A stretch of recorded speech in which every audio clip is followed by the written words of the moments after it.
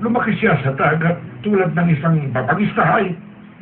Ang gusto lamang niya gawin ang ginagawa niya. Kinikilala ang kanya sarili. Hayaan nating makilala niya sarili niya, Lolo Pancho.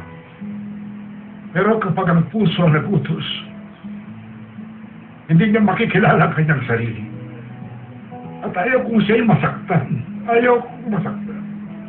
Wala akong balak na saktan siya. Mapagkakatiwalaan pa kita sa iyo, Sina. Maniwala ko kayo. Hindi ko sasaktan si Marimar. Sa halip, tatratuhin ko siya ng mabuti. Sabi ako.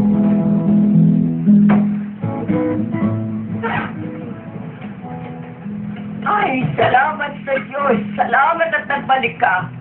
Alam mo ba'y nagdarasal na ako sa Diyos? Baka kasi may ginawa ka ng masama. Dahil dala-dala mo yung itak. Ano nangyari, Pancho? Nakakausap mo ba yung binatang amo? Ay, siyempre naman. Pero ano? Anong sinabi mo?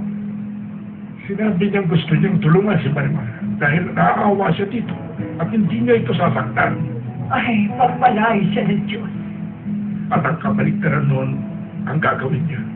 Totoo ba yan, Pancho? Siguro mali tayo sa ating hinala. Maaaring ang binatang yun ay padala ng Diyos para matulungan ang mga mahihirap na tulad natin. Maaari na. Pero ano pa man ay dapat pa rin natin siyang matyagaan. Kung nagsisinungaling siya, gusto niyang guluhin ang buhay ni Marimar. Kahit matanda na ako, ay papatayin ko siya. Isinusumpa ko. Sergio? Sergio? Kung pwede raw pupuntahan si Miss Angelica sandali. Sa sala ba? Hindi po. Nandun po siya sa kwartong inihahanda niya para sa inyo. At sa inyong asawa. Alin doon? Sumama po kayo sa akin. Ituturo po sa inyo.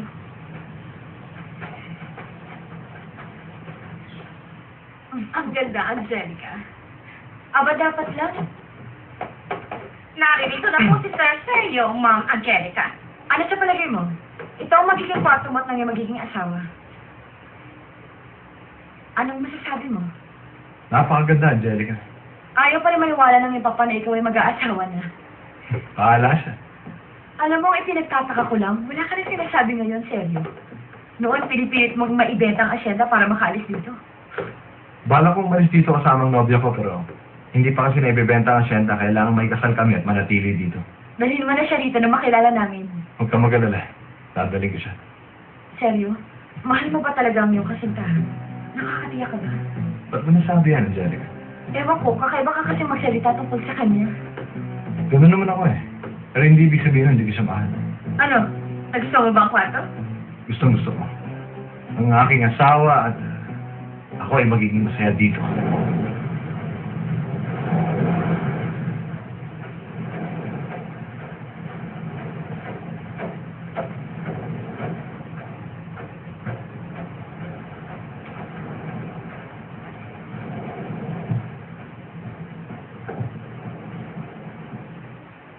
Kumusta, Lolo?